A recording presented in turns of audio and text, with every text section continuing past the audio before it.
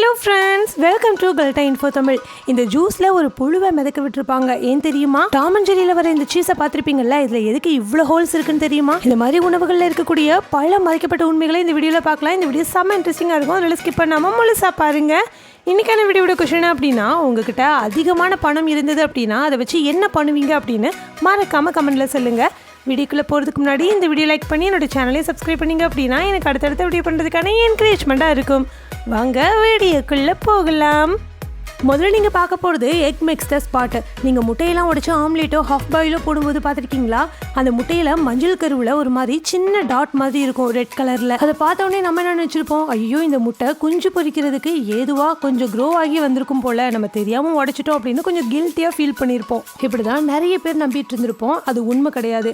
இந்த மாதிரி எல்லோ கருவில் இருக்கக்கூடிய அந்த ரெட் ஸ்பாட்டை பிளட் ஸ்பாட்டுன்னு சொல்கிறாங்க. ஃபேக்ட் என்னன்னா, ஒரு முட்டை உருவாக்கும் போது எல்லா முட்டையிலையுமே பிளட் வெசல்ஸ் இந்த மாதிரி போகும். இந்த பிளட் வெசல்ஸ் எல்லாமே கோழி ரொம்ப முக்கியம். இந்த முட்டையை வெளியே போடும்போதோ இல்லைனா இந்த எக் ப்ரொடக்ஷன் போதோ இந்த வெயின்ஸ் இருக்கும் இல்லையா, அதாவது இந்த பிளட் வெயின்ஸ்ன்னு சொல்கிறாங்க இல்லையா, இது வந்து வெடிக்க ஆரம்பிக்குமா. எல்லா கோழி போடுற முட்டையிலையுமே இந்த பிளட் வெசல்ஸ் வெடிக்காது.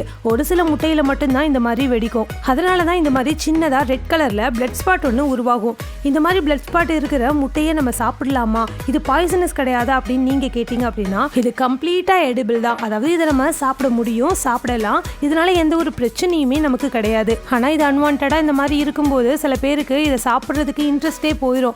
அதனாலேயே ப்ரொடக்ஷன் கம்பெனிஸ் எல்லாமே இந்த முட்டையை லைட் வெளிச்சத்தில் வச்சு பார்ப்பாங்க. இந்த மாதிரி ரெட் கலர் ஸ்பாட் இருந்ததுன்னா அந்த முட்டையில தெரிஞ்சிருமா, அந்த முட்டையை மட்டும் தனியாக எடுத்துருவாங்க. இந்த மாதிரி பிளட் ஸ்பாட் இல்லாத முட்டைகளை மட்டும்தான் ஷாப்க்கு அனுப்பி வைப்பாங்களாம். நீங்களும் இந்த மாதிரி முட்டையில பிளட் ஸ்பாட்டை பார்த்துருக்கீங்களா அப்படின்னு மறக்காம கமெண்ட்ல சொல்லுங்க. அண்ட் ஒரு முட்டையில 2 எல்லோ கரு இருக்கிறத பார்த்துருக்கீங்களான்னு கமெண்ட்ல சொல்லுங்க. அடுத்ததான் நீங்கள் பார்க்க போகிறது ஓரியோ பேட்டர்ன். ஓரியோ பிஸ்கட் பார்த்துக்கிங்களா, பிளாக் கலரில் இருக்குமே, அதில் உள்ள டிசைன் மட்டும் யூனிக்காக கொஞ்சம் வித்தியாசமாக மற்ற பிஸ்கட்டில் இருந்து ரொம்பவே வித்தியாசமாக இருக்கும். ஏன் ஓரியோ பிஸ்கட்டில் மட்டும் இந்த மாதிரி ஜாமெட்ரிக் டிசைனில் இருக்குது அப்படின்னு நீங்கள் என்னைக்காவது யோசிச்சிருக்கீங்களா? ஆக்சுவலாக ஓரியோ அப்படிங்கிறது நாபிஸ்கோ அப்படிங்கிற ஒரு கம்பெனினால் உருவாக்கப்பட்ட ஒரு பிஸ்கட் தான். 1952 இந்த மாதிரி 4 ட்ரையாங்கிள் இருக்கிற மாதிரி தான் இந்த பிஸ்கட்டை உருவாக்கியிருக்காங்க. இதில் இருக்கக்கூடிய இந்த கிராஸ் மாதிரி டிசைன் இருக்கு இல்லையா, இதை கிராஸ் ஆஃப் லொரைன்னு சொல்கிறாங்க. சில பேர் லீஃப் பார்த்துருக்கீங்களா, இந்த மாதிரி 4 லீஃப் இருக்கிற மாதிரி ஒரு கிளவர் இருக்கும் இல்லையா, அதுபடி தான் இந்த டிசைனை உருவாக்கியிருக்காங்க அப்படின்னு சொல்றாங்க. ஆனா இந்த நிறுவனம் அஃபிஷியலான ஸ்டேட்மெண்ட்டை இது வரைக்கும் கொடுக்கவே இல்லை, ஏன் இந்த ஓரியோவுடைய பேட்டர்ன் இந்த மாதிரி டிசைன்ல இருக்குன்னு சொல்லிட்டு. அடுத்ததான் நீங்கள் பார்த்துட்டு இருக்கிறது ஜப்பானில் இருக்கக்கூடிய டோக்கியாக்கி அப்படின்னு சொல்லப்படுற ஒரு ஃபேமஸான ஸ்ட்ரீட் ஃபுட் தாங்க. இந்த ஃபுட்டில் நம்ம ஊரில் கிடைக்கிற மாதிரி குழிப்பணியாரம் மாதிரி ரெடி பண்ணுறாங்க. ஆனால் அந்த குழிப்பணியாரம் மாதிரி இருக்கிறதுல இன்க்ரீடியன்ஸாக குட்டி குட்டி ஆக்டோபஸ் இருக்கும் இல்லையா, அது எல்லாத்தையுமே சேர்க்குறாங்க. அடுத்ததான் நீங்கள் பார்க்க போகிறது த ஹோல் ட்ரூத். நீங்கள் டாம் அண்ட் ஜெர்ரி கார்ட்டூன் பார்த்துருக்கீங்களா? அந்த கார்ட்டூனில் டாம் ஜெர்ரியை பிடிக்கிறதுக்கு இந்த மாதிரி ஹோல்ஸ் இருக்கக்கூடிய சீஸை ட்ராப்பில் வச்சு பிடிக்கிறதுக்கு ட்ரை பண்ணிட்டு இருக்கோம். ஆனால் ஜெர்ரி கரெக்டாக இன்டெலிஜென்ட்டாக வந்து அந்த சீஸை மட்டும் சாப்பிட்டுட்டு அந்த ட்ராப்ல இருந்து தப்பிச்சு ஓடி போயிடும். சீஸ்னாலே நமக்கு ஏன் இந்த மாதிரி ஹோல்ஸ் இருக்கிற மாதிரியும் எல்லோ கலர்லையும் காட்டுறாங்க அப்படின்னு நீங்கள் என்னைக்காவது யோசிச்சிருக்கீங்களா? ஆனால் இப்போ நமக்கு கிடைக்கிற எந்த ஒரு சீஸுமே இந்த மாதிரி ஹோல்ஸ் இருக்கிறதே கிடையாது. அது என்ன யோசிச்சிருக்கீங்களா? சீஸில் உண்மையாகவே ஹோல்ஸ் கிடையாது. இந்த மாதிரி ஜெர்ரி தான் இந்த சீஸில் ஹோல்ஸ் போட்டு வச்சுது அப்படின்னு சொல்லிட்டு ஒரு ட்ரூத் இருக்கு. ஆனா இது உண்மை கிடையாது. ரியல் எக்ஸ்பிளனேஷன் என்ன தெரியுமா? இதுக்கு பின்னாடி ஒரு சயின்டிபிக் உண்மையும் இருக்கு. பால் பண்ணையிலாம் மாட்டுக்கு சாப்பிட்றதுக்கு உணவா வக்கியோல் கொடுப்பாங்க. இந்த வக்கியோல சாப்பிட்ற மாட்டுடைய பாலை எடுத்து மைக்ரோஸ்கோப்ல வச்சு டெஸ்ட் பண்ணிருக்காங்க. அப்போ அந்த பால்ல ஏதோ ஒண்ணு மிதக்கிறத கண்டுபிடிச்சிருக்காங்க.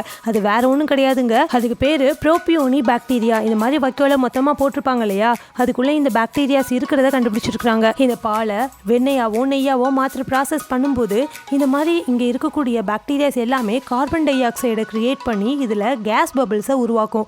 அதனால தான் நமக்கு சீஸ் இந்த மாதிரி ஹோல்ஸோட வருமா. ஒருவேளை இந்த ப்ரோபியோனி பாக்டீரியா இதில் இல்லாமல் இருந்தது அப்படின்னா இந்த சீஸ் ஹோல்ஸ் இல்லாமல் கம்ப்ளீட்டாக ஸ்மூத்தாக தான் நமக்கு கிடைக்குமா. ஸோ இந்த மாதிரி ஹோல்ஸ் இல்லாத சீஸை உருவாக்கணும் அப்படின்னு சொல்லிட்டு நிறைய ஃபேக்ட்ரிஸில் இந்த மில்கை ரொம்ப பியூராக கொடுக்கணும் அப்படின்னு சொல்லிட்டு நிறைய சானிட்டரி மில்கிங் மெத்தட்ஸை இன்க்ளூட் பண்ணுறாங்க.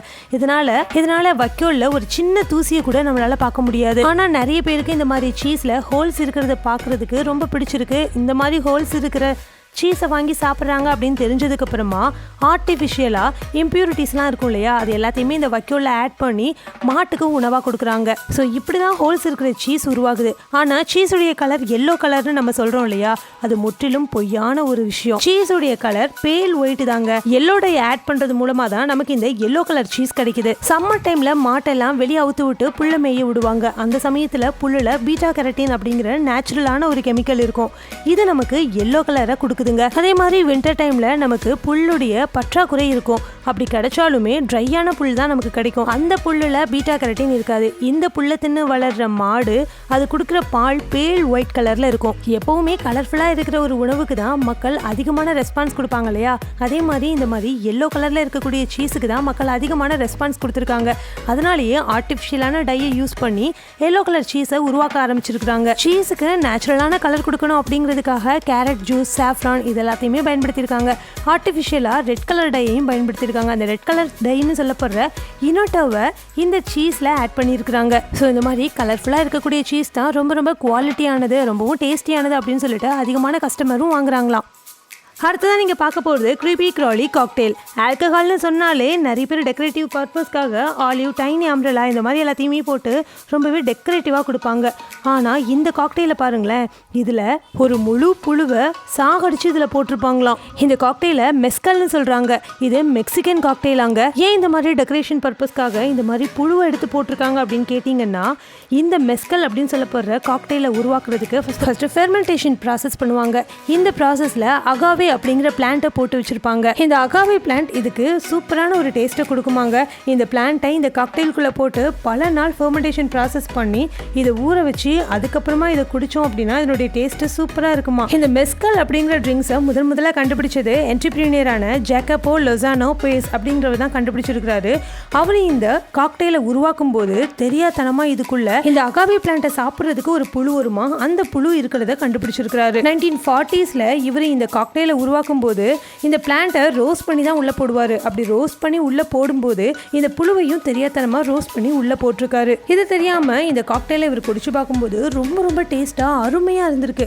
அதுக்கப்புறம் தான் கண்டுபிடிச்சிருக்கிறாரு இந்த புழுவை இதுக்குள்ளே போட்டதுனால தான் இந்த காக்டெயில் எப்பவும் இல்லாமல் இன்னைக்கு ரொம்ப டேஸ்ட்டாக இருக்குன்னு கண்டுபிடிச்சிருக்கிறாரு. ஸோ அதுக்கப்புறமா இதை உருவாக்குறதுக்கான ப்ராசஸில் இந்த புழுவையும் இதுக்குள்ளே போட்டு தான் உருவாக்கவும் ஆரம்பிச்சிருக்கிறாரு.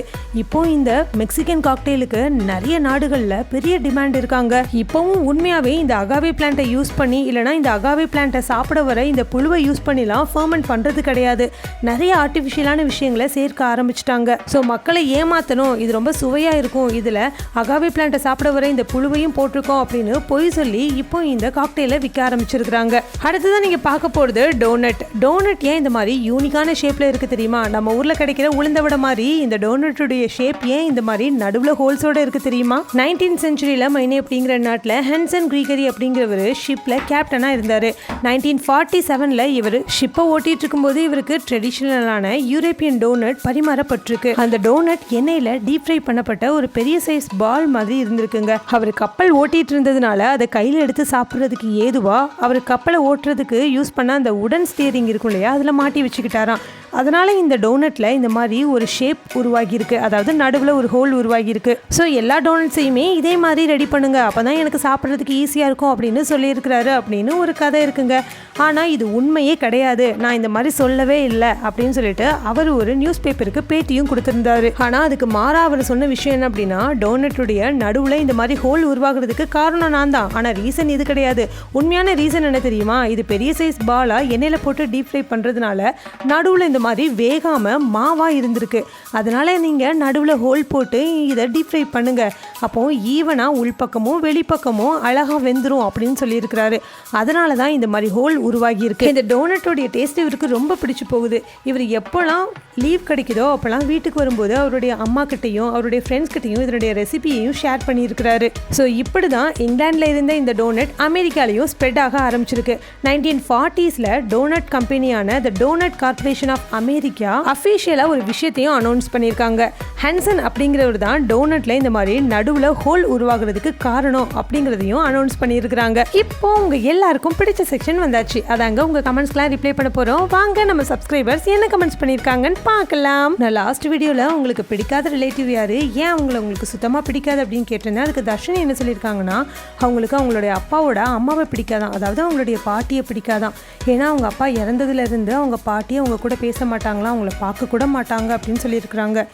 உண்மையிலேயே நீங்கள் சொன்னது கேட்கவே கஷ்டமாக இருக்குமா. அண்ட் உங்களுக்கு மட்டும் இல்லை, நிறைய பேருக்கு இந்த மாதிரி, ஏன் எனக்கு கூட இந்த மாதிரி நிறைய ரிலேட்டிவ்ஸ் இருக்காங்க. இதே மாதிரி உங்களுடைய கமெண்ட்டும் என்னோட வீடியோ இடம்பெறணும்னு நினச்சிங்கன்னா ஒவ்வொரு வீடியோலையும் நான் கேட்குற கேள்விக்கு நீங்கள் மறக்காமல் கமெண்ட்டை போய்ட்டு பதில் சொல்லணும். எந்த பதில் எனக்கு ரொம்ப பிடிச்சிருக்குதோ அந்த பதில் எடுத்து நான் என்னோட வீடியோவில் சொல்லுவேன். இந்த வீடியோ ரொம்ப பிடிச்சிருந்தது அப்படின்னா இந்த வீடியோ லைக் பண்ணி உங்கள் ஃப்ரெண்ட்ஸ் அண்ட் ஃபேமிலிக்கும் ஷேர் பண்ணுங்கள். Thank you friends.